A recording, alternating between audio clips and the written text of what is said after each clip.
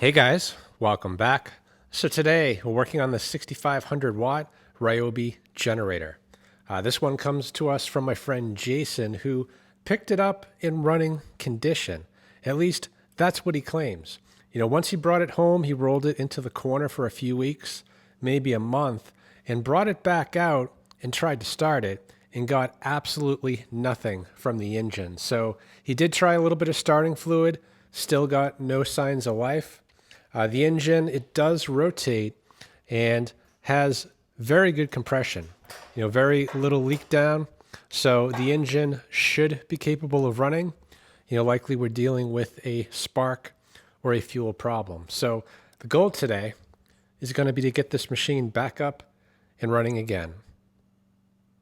So first things first, let's check the oil. This engine is equipped with a low oil system, so if the oil is low, it's going to kill spark and not allow the engine to run. So we do have oil. It smells good. It does not smell contaminated with fuel, but it's definitely on the low side. You know, it's right kind of in the bottom of the safe zone. So we should add oil, but I'm going to kind of leave things where they are right now. You know, some low oil systems are very sensitive and potentially that could be the issue as to why this engine won't start. Now, I'm also noticing we have a carbon monoxide detector, so either one of these systems could kill spark if it detects a problem. And there is fuel in the tank. The earlier models actually suffered from a problem where this back piece wasn't cut out like it is now. So when it rained, there was nowhere for the water to go. It was like a dam, and it would ultimately go in the tank, destroying quite a few tanks. This tank does look good, but the fuel definitely past its prime. Doesn't quite smell right, although not quite bad yet. But the engine could definitely have issues, I would say, with that fuel. And let's see, do we have a date code? Yeah, data manufacturer 2020. So this is a pretty new machine.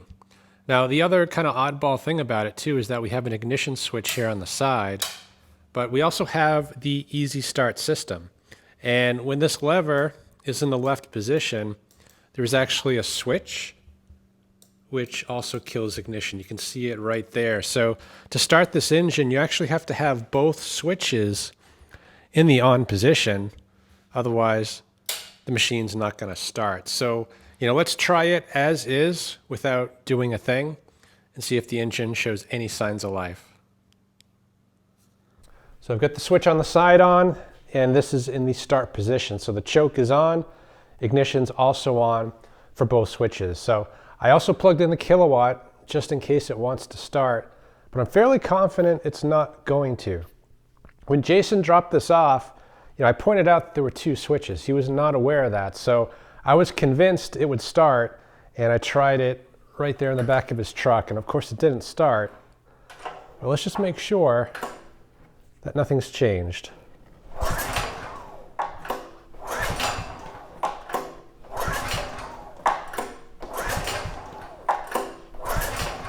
Let's try it with the choke off.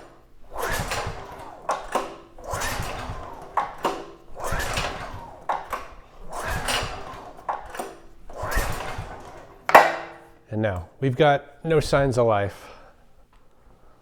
So let's check for spark real quick. This light should turn green. So we're back in the start position. And yeah, one pull, it's now blinking green that we have spark. So likely spark isn't the issue. You know, there's a possibility we have a bad plug.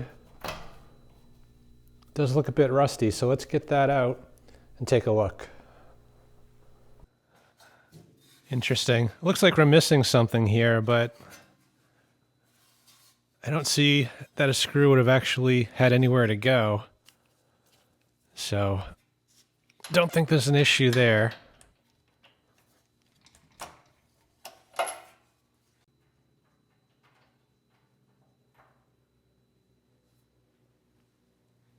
The plug's wet.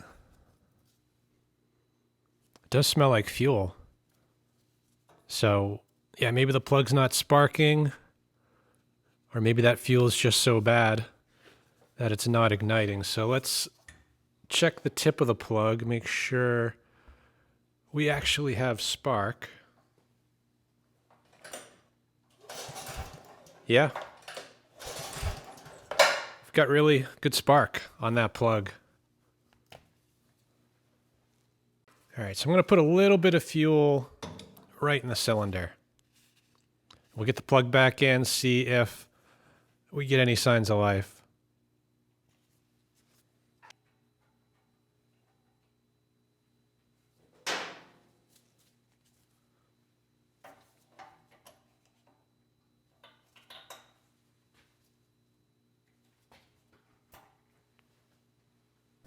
All right, same test, hopefully a different result. This time we get the light plugged in and turned on.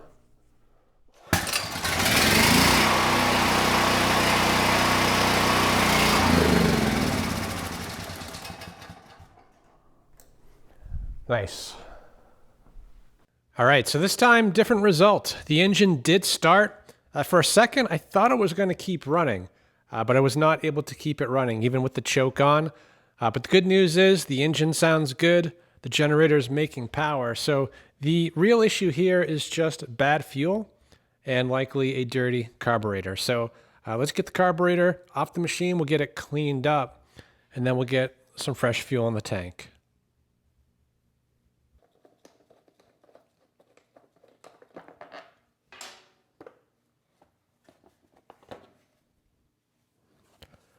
All right, so the filter, not in the right way.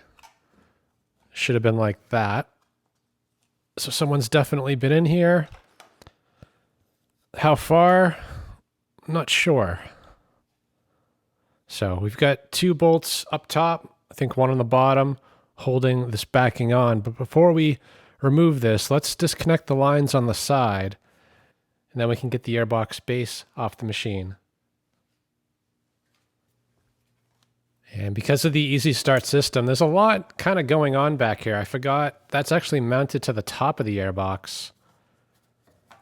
So it's a little bit more involved to actually get access to the carburetor. So the line here I'm removing, that is the tank vent. We also have a fuel line right here. So the tank is connected to the far side of the valve, and this side kind of loops around underneath to the carburetor. So it'll probably be easiest to pull it from this side.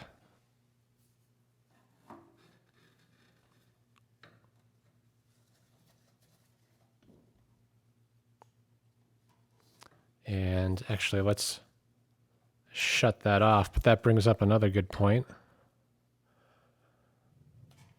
We're probably going to have to disconnect the fuel line from the other side and the ignition wires before getting this fully off.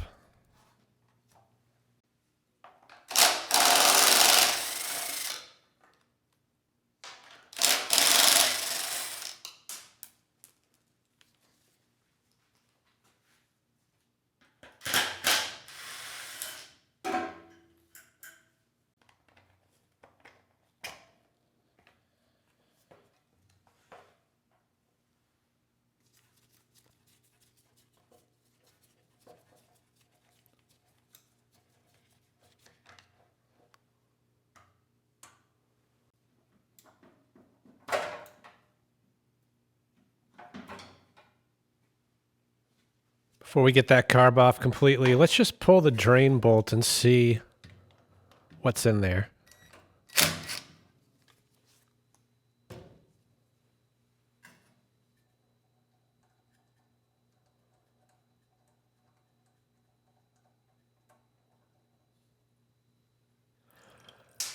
That is pretty dark. And a bunch of fuel just came out the line as the float opened up. So yeah, that's the problem. You know, potentially the jets aren't even clogged. I'm not sure if that's even fuel anymore. But we've come this far, so let's get the carb off and just clean it up for good measure. And that way it'll be sure to run when we get some fresh fuel in there.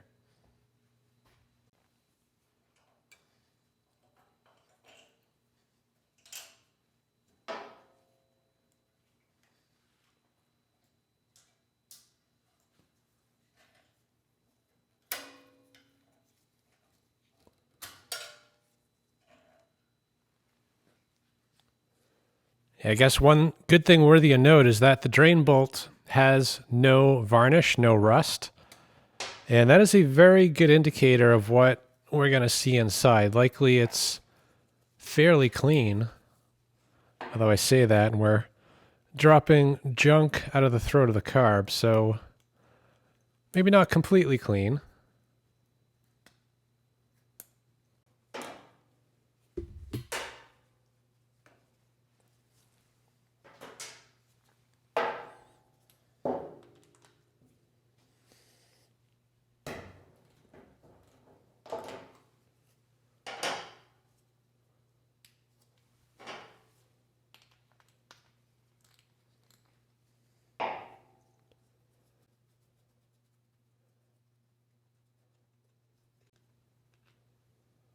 Also looks nice and clean.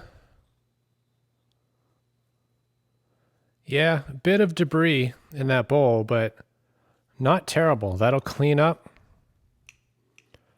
Needle is not stuck.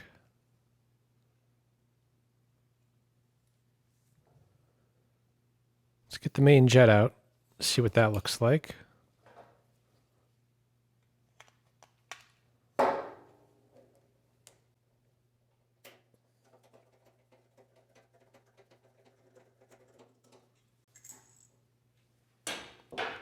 Okay, we've got the emulsion tube, looks to be in very good shape.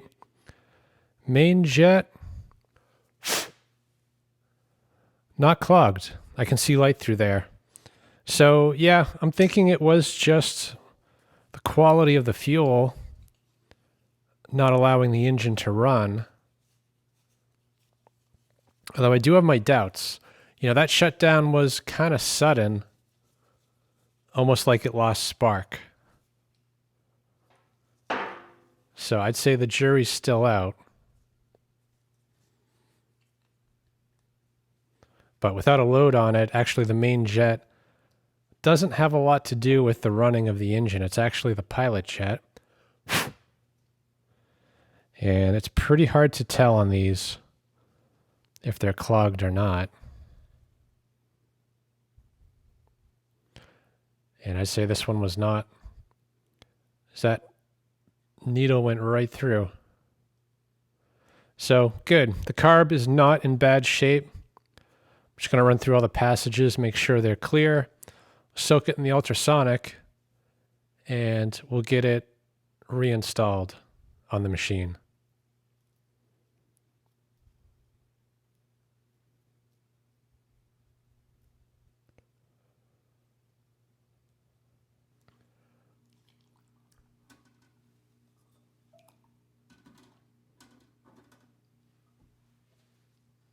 So I've got all the jets contained here in this T-ball. And I'm also going to put the float in another.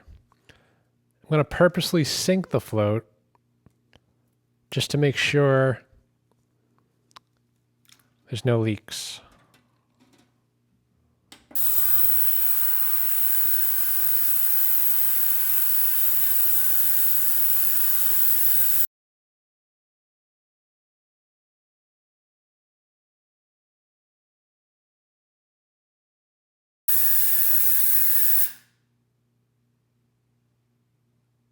All right, so the carb cleaned up pretty well. Not perfect. There is a little bit of, I would say, corrosion on the bottom of the bowl, but all the junk has been removed. So theoretically, the carb should run the engine pretty well. So we'll just get it back together, starting with the emulsion tube and the main jet.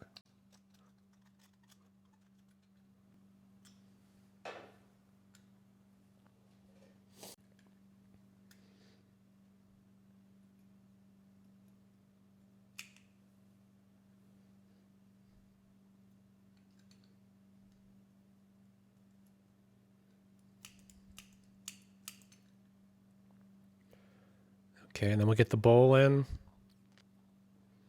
The drain is usually opposite where the fuel line connects on these machines.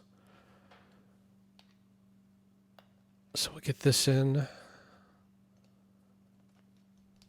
as well as the bolts for the drain.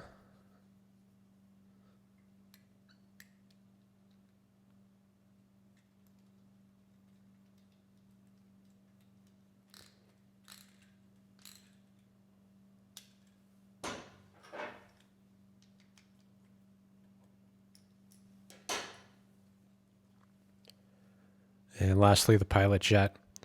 Make sure it is seated all the way. Sometimes they don't like to go down, like this one.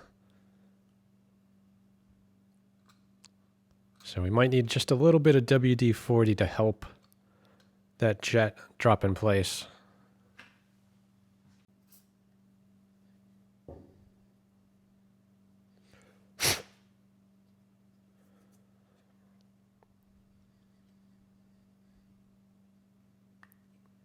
All right, that dropped in place.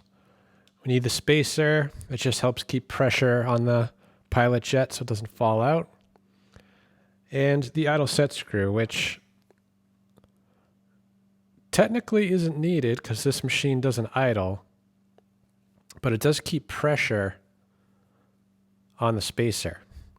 And without it, the pilot jet could shake out. So don't turn it in too far.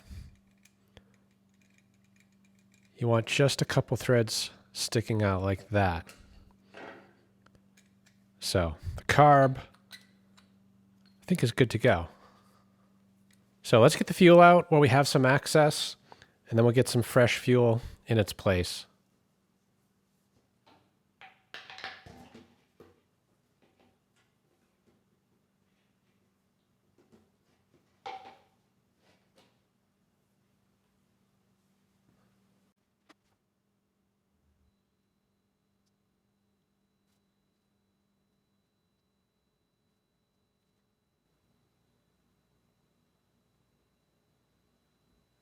The machine's only 5 years old, and that fuel, although it doesn't smell bad, it is a very odd dark color. So, yeah, the fuel might have been the problem.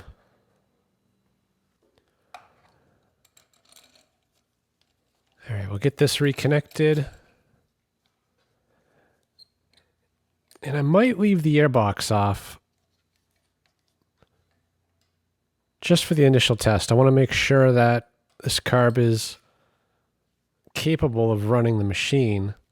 Now, I guess the thing I don't know is if I leave this disconnected, will the switch work on the side of the engine? It should. But depending upon how they wired it, it may not. So, yeah, actually, let's get the base on. There's really not a lot involved here. We just have the 2 wires for the switch, and this mounts to the top of the backing plate.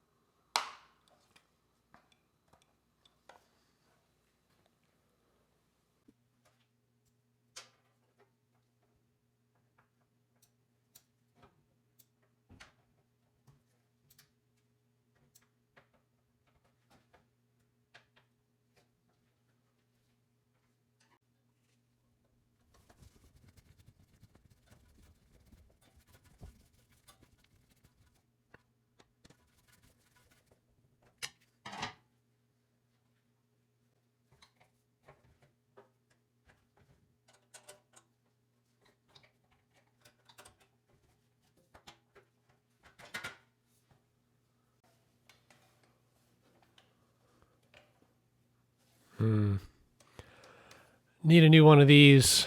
This is the breather tube, so it is split. Might have one. Not sure if it's new, but it's not split. And I did find a new tube. Seems to be the right size.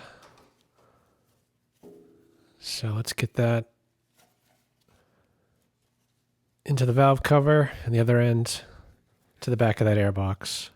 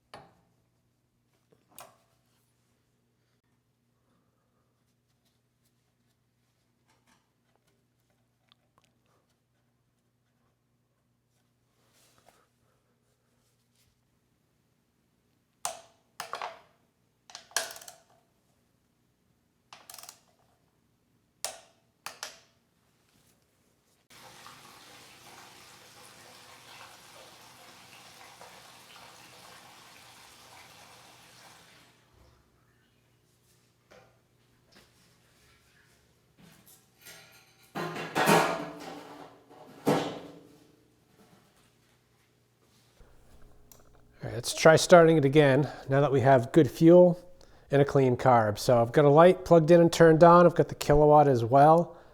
The carb is filling up and the choke is on. So let's give this a pull.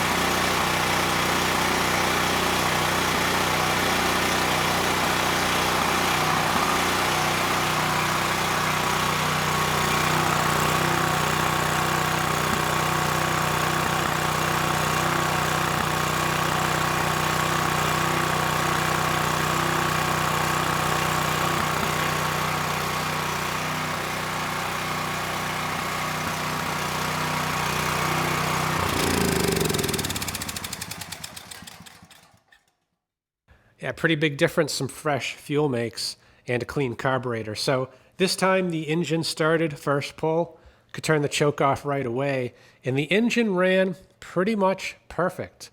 Both the voltage and the frequency were also dead on at 120 volts, about 61.5 hertz.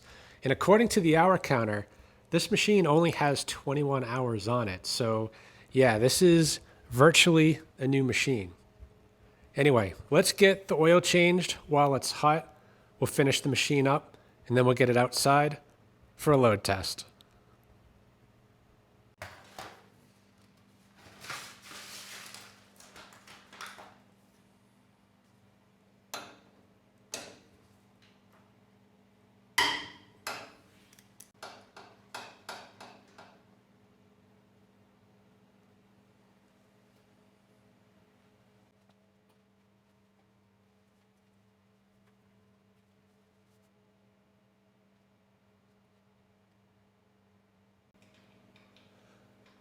So as I was shutting the machine down, I kind of remembered why this has two switches.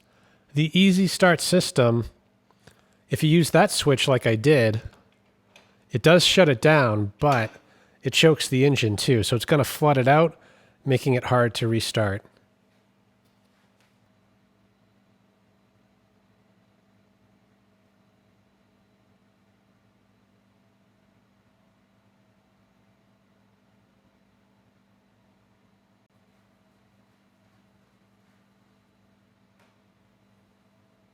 So no concerns with the oil.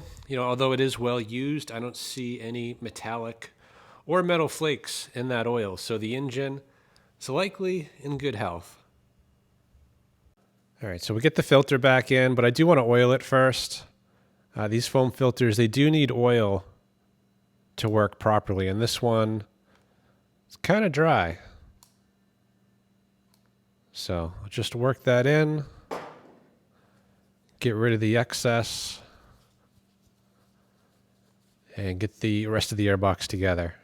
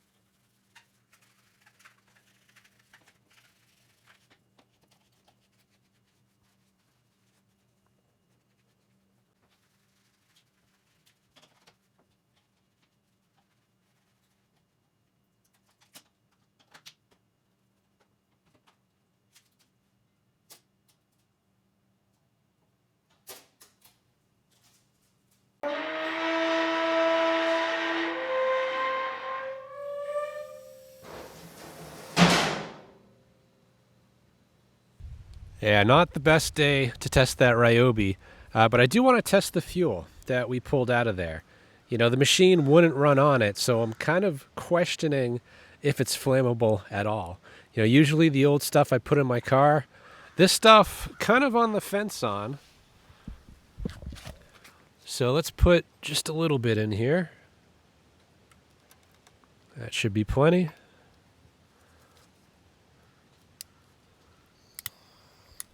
Yeah, still burns.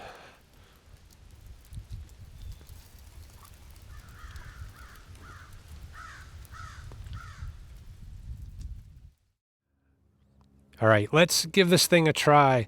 Now this generator, it is rated at 6,500 watts. And of that, I have no doubt it can pull because the engine, it's actually oversized.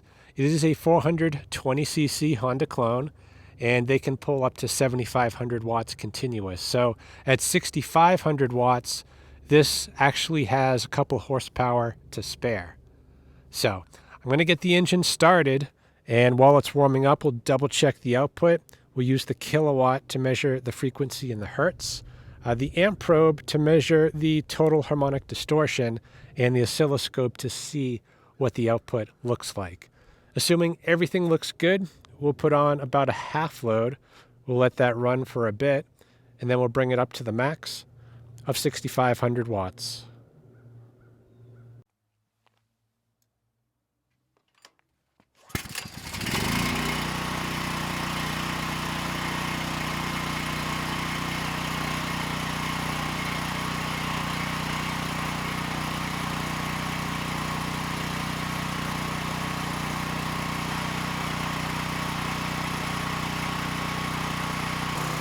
All right, no issues at all getting the machine started. Started first pull without a load. We're at about 4.5% THD, and the sine wave looks fairly typical.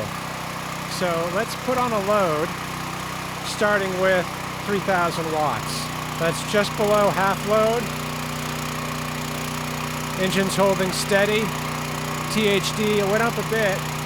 We're now at 14.4%, and the sine wave cleaned up a little bit. It's not as jagged, but it is a little deformed. So we'll give this a few minutes, assuming no surprises, then we'll go for the max to 6,500 watts.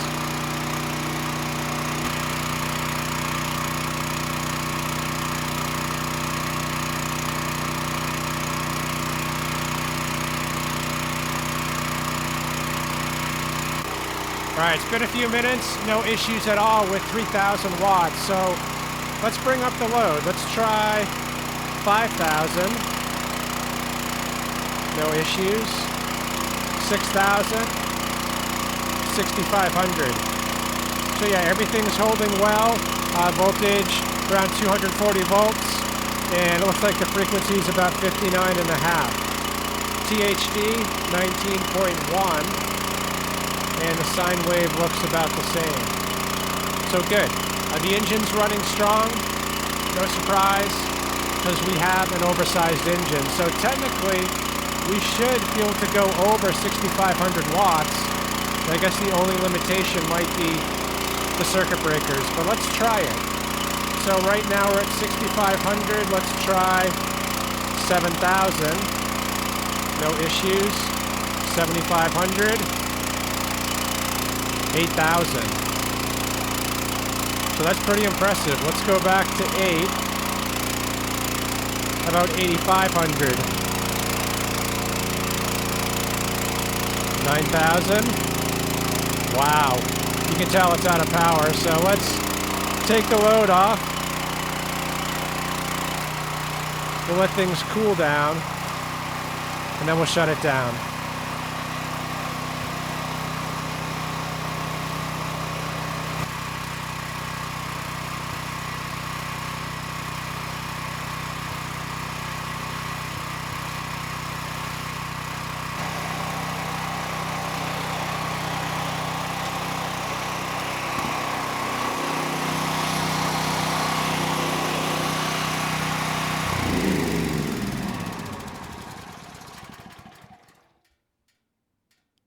hard to believe it, but this machine just did something that I've never seen before. You know, most machines can pull their rated wattage, in this case 6,500 watts, but they usually fall short of their starting watts. They can't even get close. This one, we actually exceeded it. You know, I went back to the video footage just to make sure I had everything turned on that I thought I did, and I did. You know, we were pulling 36 amps at about 230 volts, and even though the labels say 9,000 watts, the voltage did drop a little. But even at that, we were still pulling 8,200 watts easy, plus the light. So let's say 83 plus the fans, 84, 85. Yeah, this machine far exceeded its starting wattage and actually pulled it continuously. So very impressive. I would say the engine absolutely is not down on power, and the generator performed quite well. So thankfully, this one was a very easy fix. We got the bad fuel out of the system, got the carb cleaned up, and now this machine is ready to go. So I hope this video helps someone. Thanks for watching.